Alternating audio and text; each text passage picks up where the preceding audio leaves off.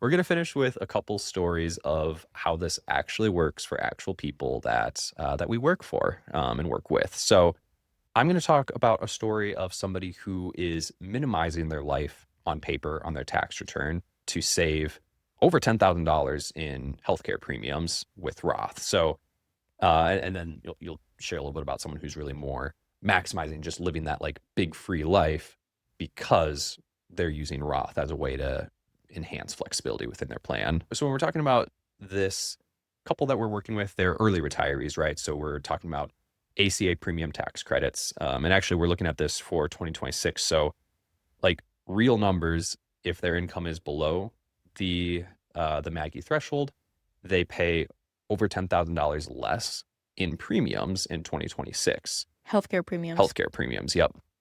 So, they have pensions. They're not yet drawing Social Security. The pensions alone fill up about 3/4 of their way to that limit, right? So we got like $20,000 of wiggle room, not a lot. Then we have to take into account taxable investment accounts, even a money market that they have that's spitting off dividends, right? So we have to really be looking, and ultimately they've just got a few $1,000s of wiggle room, and we're other topic, but we're making some shifts in investments to make sure it doesn't spit off as much taxable income. But that's where we can use the money market, we can use cash accounts, but we're touching the taxable investment with more caution and making sure, because capital gains also they don't escape the eyes of Maggie.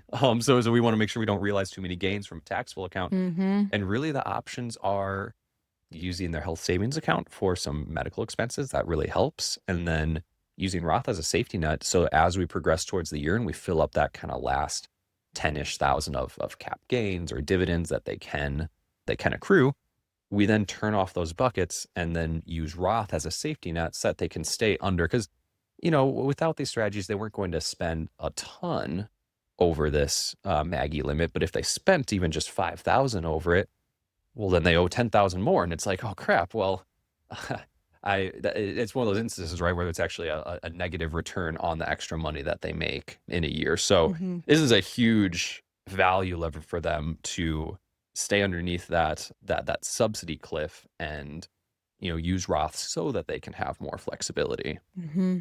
Yep. So much of this is when to pull income and where to pull it from Yeah. within the year. And that's why retirement income planning is so in-depth and important. But yes, okay, so that's an example where on paper we're trying to make someone look as small as possible. And an example of actually the opposite, where we actually were advising this pre-retiree to get big on paper. So I mean, increasing their taxable income on their tax return. So quite literally up into some of the top tiers. And so this retiree is still accumulating. And I shouldn't say retiree because pre-retiree, but we are going to retire within the next 5 years. And so, this is an example where we were actually looking at, all the wealth and trying to project, okay, what is the income we're going to be spinning off in retirement? And his pension, there was going to be barely any wiggle room before we're in just top tax brackets for the entirety of the plan potentially. No one can say, hey, here's what tax brackets are going to be in the future, but we can look and project and see what we do know and look at historical tax rates. And ultimately his pension is quite large. So we have a lot to control. And his IRA, very large. So that also means very large RMDs, required minimum distribution. So money he's going to have to take out. Again, it's going to increase on paper his income. And potentially increase his tax bracket even in retirement just by the amount that he's forced to take out. And then also receiving through the pension. So all these income sources that we're not going to have a lot of flexibility here. So on paper, for these certain amount of years pre-retirement, we did some extremely large Roth conversions. Not right for everybody. For this plan, we were converting money. We're using the after-tax and 401k to do an in-plan conversion to Roth. We're doing, IRA to Roth IRA conversion. We're doing a lot to get money into Roth, right? So that 6 years from now, he will have more of a lever to pull and, creating more tax-free wealth so that that can actually grow longer and then create more flexibility in the plan. And remember that tax brackets are tiered, right? So if we project out his RMD from his IRA, remember the required amount that he's going to have to take out at one point at a certain age that, he doesn't get to determine that, the IRS does, right? And remember that tax brackets are tiered. So his pension's filling up, close to the top tax bracket. And when he's then forced to take out his RMD from his IRA, he barely gets to keep any of that money that he's taking from his IRA. So that's where we're trying to shift that. So the IRA money that we would have had to take out, shift it now, get really big on paper, put it into Roth so that, the IRS doesn't have the claim on it, Mhm. because we're moving it into Roth, into a tax-free space when we can control when we're going to take it out, right? And we're actually going to have a little bit of control too now with the pension.